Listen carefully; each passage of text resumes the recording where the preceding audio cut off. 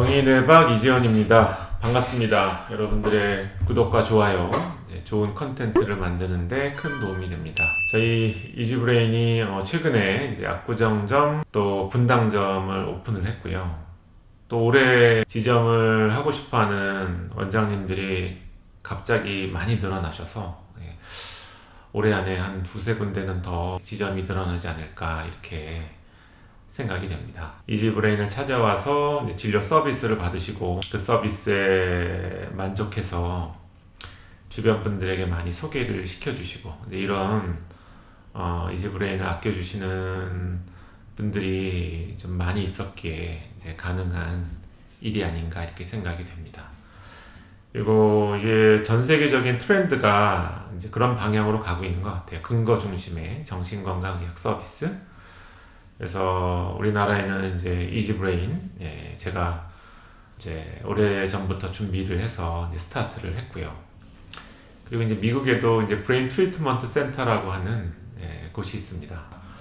제가 이제 몇 년 전에 그곳의 존재를 알게 된 이후에 정말 아주 급속도로 지점을 확장을 하고 있더라고요.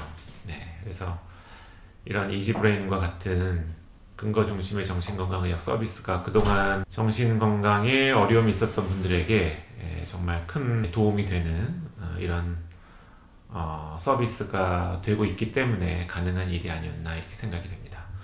그래서 이제 저도 과거에는 이런 뇌파나 여러 가지 치료 도구 없이 증상을 치료해주는 의사로서 역할을 했었던 적이 있었죠.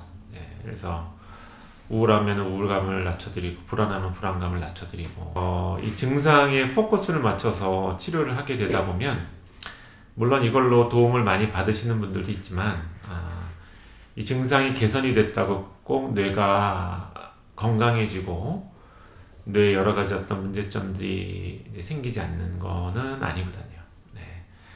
그래서 이제 이런 부분에서 좀 오히려 도움이 되지 못하고 어떤 약물에 의존하게 되는 이런 케이스들이 그냥 증상으로 진료에 접근했을 때는 그런 부분들이 생길 수밖에 없는 이런 구조로 되어 있습니다. 그래서 저는 뇌파를 보고 뇌 건강 상태를 좋게 만들어 드리는 그래서 뇌 건강 상태가 많은 그런 내 불편감, 증상에 대한 정보를 갖고 있다라고 생각이 들거든요.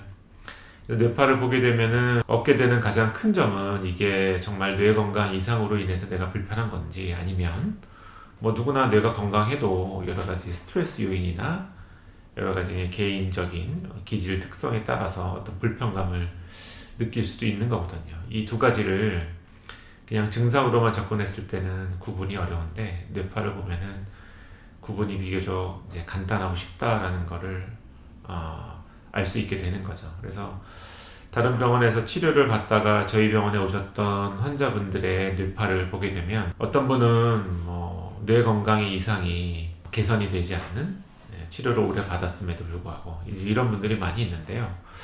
그래서 그분들이 왜 그럴까? 왜 치료제를 복용을 하고 증상이 개선이 되었는데도 뇌 건강이 제대로 돌아오지 않느냐 이거를 가만히 살펴보게 되면 우리 치료제 중에는 뇌 건강 상태를 이제 호전시키지 못하고 좀 어려움을 계속 만드는 이런 약제들이 있거든요. 뭐 예를 들면은 이제 신경안정제 같은 또는 이제 ADHD 치료제나 이렇게 향정신성 의약품으로 보통 분류가 되고 있는 약제들이 대부분 뇌 건강 상태를 아주 개선하거나 호전시키지는 못하는 이런 결과를 초래한다고 생각을 합니다. 그래서 이제 저한테 뭐 이제 간단한 예를 들면은 오랫동안 치료를 받았으나 약을 먹어야지만 좀 편하고 끊지 못하고 이런 상태로 오신 분들 중에 제가 그냥 그런 의존성이 생기는 약만 줄이고 끊어드렸는데 굉장히 좋아지는 케이스들도 꽤 있거든요.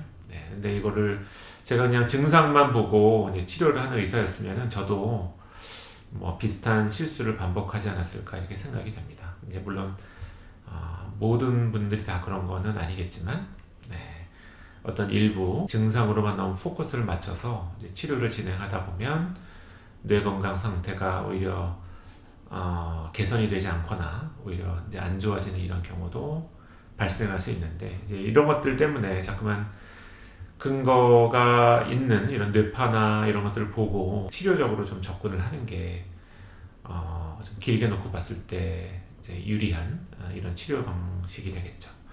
또 어떤 케이스는 이런 경우도 있습니다. 이제 저한테 치료를 받으러 왔는데, 제가 봤을 때는 뇌 건강 상태 이상은 크지 않거든요. 그래서 이분은 본인이 갖고 있는 습관이나 이런 부분들을 개선해야 되는, 그래서 그런 분들한테는 제가 약을 더 많이 늘려드리고 막 강한 약을 드리고 이런 것보다 자꾸만 뭔가를 요구하게 될 수밖에 없습니다.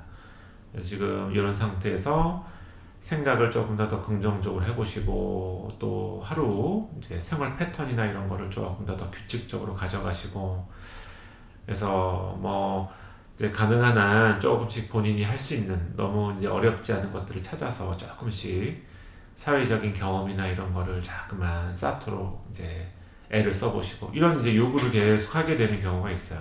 이런 경우는 뇌파상으로는 뭔가 이상이 크지 않기 때문에 의학적인 치료로 본인의 불편감을 개선하는 데는 어느 정도 한계가 있는 그런 케이스겠죠.